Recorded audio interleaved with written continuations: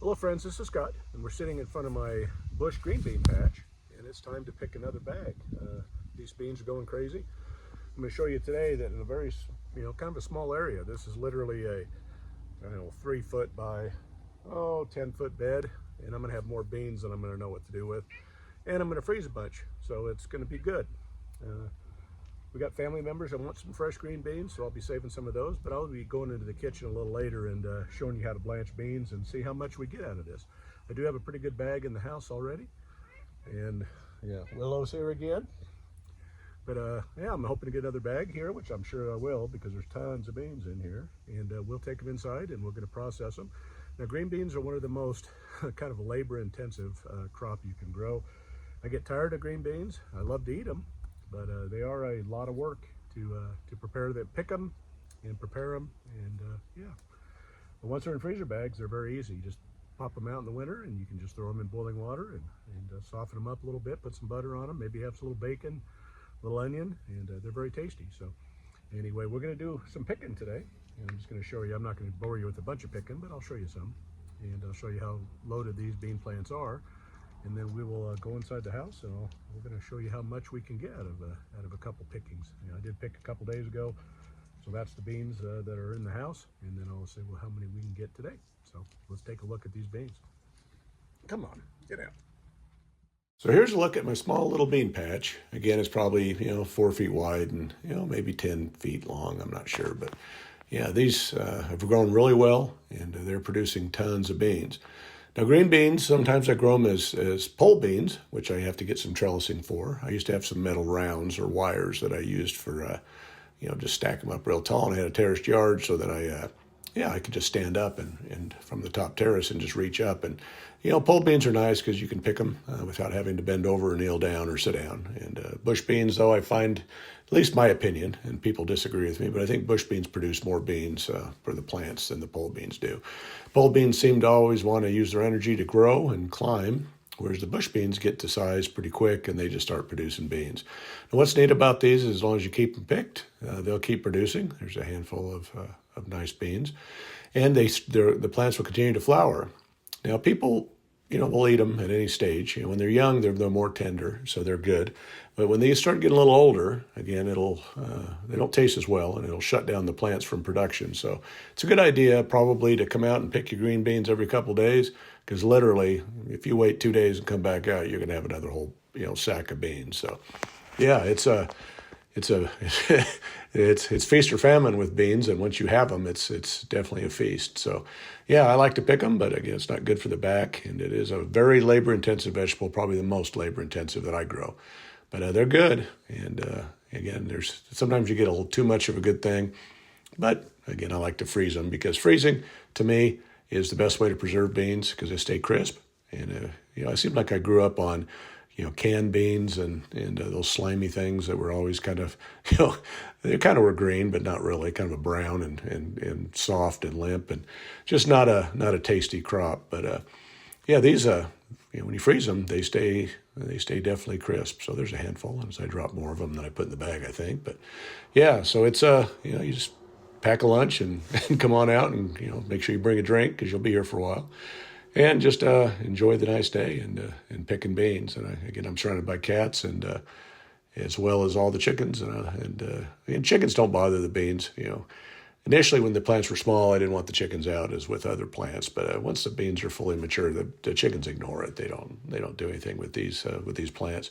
Chickens like certain types of vegetables, the more tender crops, and they like bare dirt.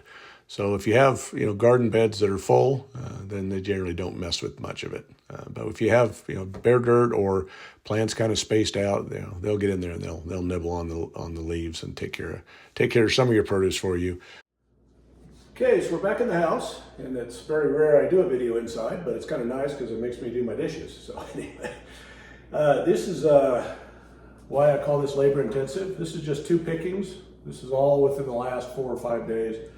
And there's lots of beans here, I've got to basically snap the tops or cut the tops and break them up, and then I've got to blanch them. And then, yeah, so we've got ourselves a little bit of work to do. And this is why people don't like green beans, is because they are labor intensive. Now, it's very important that you pick green beans continuously, because if you stop picking them and they get mature on the plant, then they will quit producing. So I guess it's a double-edged sword. If you just want one batch and you don't want any more, then just let them grow and don't pick them. But yeah. But if you look at big producers, you know, that produce green beans on big farms, they only get one picking out of their plants because they use a machine, and they don't want different ages of beans. They want them all mature at the same time. Whereas for the homeowner, you can pick them multiple times and they'll keep flowering until it gets to be cold, and as soon as the frost hits, they're done. Now, last year I froze quite a few beans. I still have a lot left in the freezer, but I decided to wait till the end of the year to freeze, and the beans were not the best quality. So they're a little stringy at times, and they're not the most appetizing. But these are beautiful beans. I mean, you're not going to get anything better than this, unless you grow it yourself. So they're beautiful, and yeah, we're going to get started on these beans. And again, you can snap them. So people sit here and they'll snap the tops and the bottoms, and then they'll break them. Do it that way. Okay, I just take a knife and just cut. For me, it's just the simplest way to do it, and I'm done. So either way you want to do it is what you want to do. I'm not going to show and film all this because that's just a waste of boring time. But yeah, I want to get them into about this size so they fit into quart bags. And yeah, we'll see how many we get when I get done. But again, we have to blanch them. And every time I blanch anything, I've always got to Google it because I don't know how many minutes it's going to take to blanch. So I will do that, and then I'll let you know when I start that process. So got my work cut out for me, so I'm going to play some music, and yeah, we'll just sit here and take care of some beans, and I'll let you know when I'm done, and we'll start the blanching process. Okay, so I didn't time it, but I think it took me about 40 minutes to cut up all those beans. And yeah, this is what we got. This is all the remnants of the tops and the bottoms, or the stems. But we got, looks like a good colander. And I'm not sure how much this is, but yeah, we got lots of beans there. Now I'm gonna go ahead and blanch these beans. I'm gonna save a couple of quarts, one's for dinner tomorrow. And then I have my mother's 88th birthday. She's coming down. And so I'm going to send her home with some beans. And I already decided, rather than give her untrimmed beans, I just give her some ready to go beans. So I'm going to send some home with her. So we're going to blanch the rest and see how many bags we're going to get. So anyway, the blanching process, I contacted Mr. Google Pants, and 2 to 3 minutes based on the size of the beans. So I've got the water boiling in the background here. And it's as simple as just dropping the beans into the water. And then what I like to do is use a slotted spoon so that I don't have to drain the water, because then you have to wait for the water to boil again. So one thing that happens when you drop beans into boiling water is it stops boiling. So you just have to kind of live with that. Just go about, probably 3 minutes to be good with the size of these beans. And then what you do is you either drop them in ice water, or you just put them under cold water, running water, and that's what I'm going to do. So I've got another colander here. I'm just going to, scoop them out into the saucepan. And then I'll dump them into the water just turned on in the sink and get it cooled down. And then what I'll do is I'll dry them off, and then I'll put them in freezer bags. And I'm going to put them in quart freezer bags. Now for a family of 2, it's a quart is good for 2 people at least. For me, just being alone down here, I can use a bag twice, 2 meals. So if I do 10 bags, I got 20 meals probably. So there's what we're doing, and I'm just going to get started on that and let the water boil, and we're going to get these blanched up and see how many bags we get. Again, I'm just going to scoop the beans out into a colander, or into a pan and then into a colander, because I don't want to have to reheat the water. So if I was to pour all these beans out and dump the water, then I got to wait for the whole boiling process to occur again. So yeah, I don't want to do that. I want to get this done fairly quickly. I mean, it's kind of later in the evening, and yeah, I'm just going to get her done and do it in smaller steps, and yeah, get it under cold water, because you want to stop the cooking process. That's what this is all about. So, yep, they're blanched, and I'm just getting the water on them so that they quit cooking and get them nice and cooled down.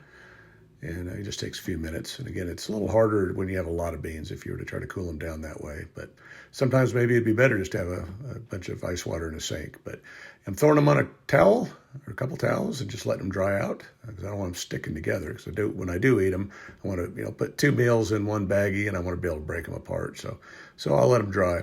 And those are the ones that are fresh that I'm just going to take to Salt Lake, or give to my mother, I should say, and let her take them to Salt Lake.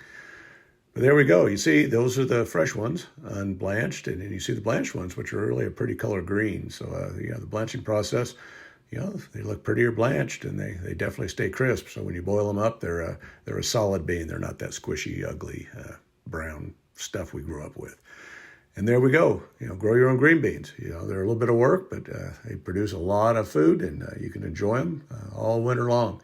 Well, thanks for watching this video. If you like what you see, please hit that subscribe button, like, share, and comment. Thank you.